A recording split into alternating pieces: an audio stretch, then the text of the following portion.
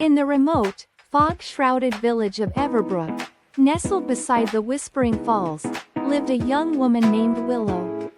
Everbrook was known throughout the region for its unique, memory roses, each said to bloom with vivid colors reflecting the emotions of its caretaker.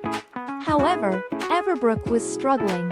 A strange apathy had settled over the village, and the memory roses, once a vibrant tapestry of feelings, had become muted shades of gray. The annual Bloom Festival, usually a riot of color and joy, was just weeks away, and the villagers were worried. Willow, an aspiring botanist, felt this gray more acutely than anyone. Orphaned as a child, she found solace in the memory roses, believing they held a key to understanding the human heart, something she desperately craved. She devoted herself to caring for the community garden, but even her most diligent efforts seemed futile.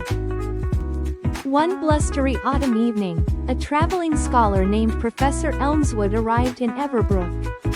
He carried with him a worn leather-bound journal, said to contain ancient knowledge about rose cultivation. He explained that the key to the memory roses wasn't just physical care, but also emotional connection. The villagers, he explained, had become disconnected, consumed by anxieties about the future and regrets about the past. He introduced the concept of rose resonance, a way to tap into the collective emotional energy of the village to revitalize the roses. Professor Elmswood proposed a challenge. Each villager should spend a week reflecting on their most cherished memory and try to channel that emotion into a single memory rose. He suggested activities like journaling, painting, singing, and storytelling to help unlock these dormant feelings. Initially, skepticism filled the air. Villagers, weighed down by despair, hesitated to join. However, Willow, fueled by the professor's encouragement and her own love for the roses, bravely accepted the challenge.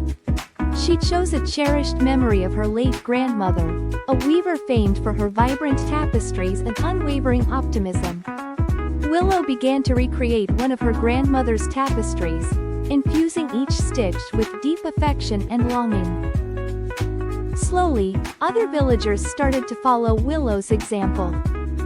The baker, reminiscing about his first perfect loaf, began to bake bread shaped like roses.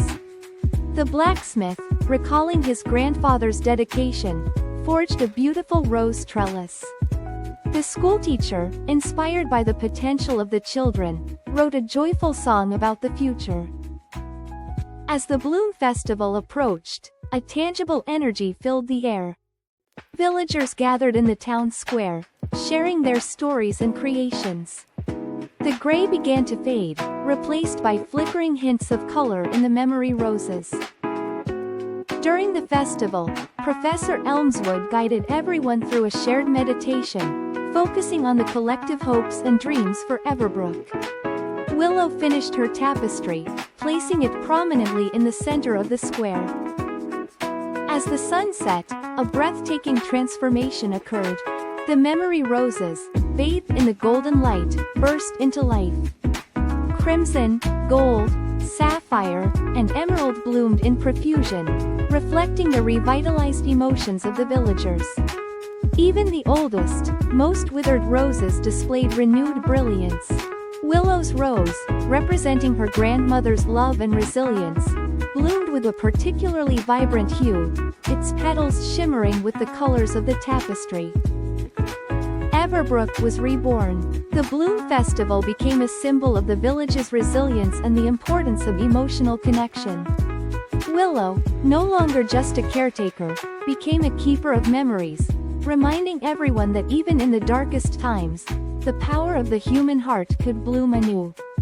Professor Elmswood departed, leaving behind not just knowledge, but a renewed sense of hope and connection. Willow continued to tend the garden, understanding that the most beautiful blooms come not just from nurturing the soil, but from nurturing the soul.